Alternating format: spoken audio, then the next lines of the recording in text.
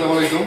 আমি doctor Mohammad Imran Hossain Rommel, general laparoscopic surgeon এবং urologist, সহকারী অধ্যাপক হিসেবে কুর্মিটোলা জেনারেল হসপিটালে কর্মরত আছি।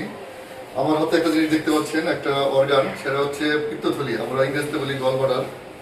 তো আমার যে পেশেন্ট, একটু আগে আল্লাহর অশেষ রহমতে ওনার সার্জারিটা সম্পূর্ণ হয়েছে। আমরা এটা কম্পিউটারের মাধ্যমে আপনারা জেনে থাকবেন যে ছিদ্র করে বলি আমরা, যে ছিদ্র করে সেই অপারেশনটা আমরা করেছি আর কি। এখন বর্তমান সময়ে যে ছিদ্র করে এটাই গোল্ড স্ট্যান্ডার্ড, আন্তর্জাতিকভাবে সব জায়গায় সারা পৃথিবীতে এটাকে প্রথম চয়েস দেওয়া হয়। তা আমরাও সেই পদ্ধতিতে এই অপারেশনটা করলাম।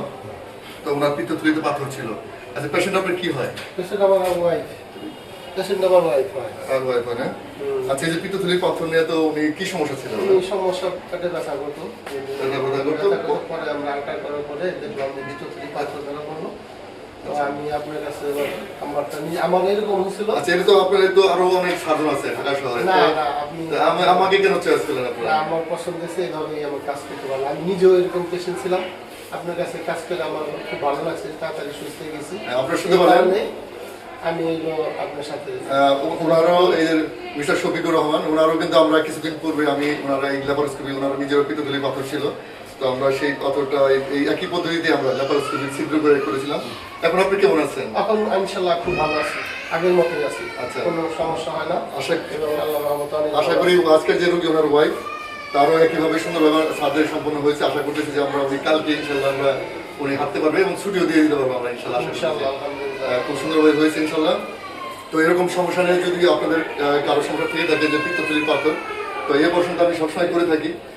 কারো সমস্যা আমার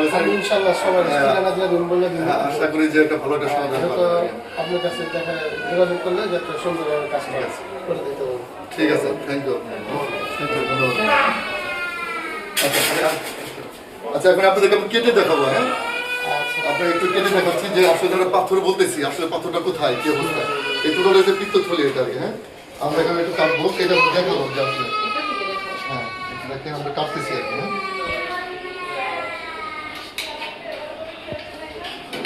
এটা পিত্ত রস। হ্যাঁ, এটা আপনারা দেখতে পেলেন যে লিকুইড যে জিনিসটা, এটা হচ্ছে পিত্ত রস। আর এই যে এটা পিত্ত পাথর, এই যে পাথর, আরেকটা পাথর দেখা যাচ্ছে এখানে, এই যে দুটা পাথর, বড় দুটা পাথর, এই যে পিত্তথলির ভেতরে যে দুটা পাথর, এর জন্য ওনার ব্যথা হতো আর কি। তো যাই হোক, আমার অবসর সময় সুন্দরভাবে অবসর হয়েছে। ইনশাআল্লাহ আশা করি দ্রুত সুস্থ বাসায় চলে যেতে পারবো। ঠিক আছে, আপনাকে ধন্যবাদ।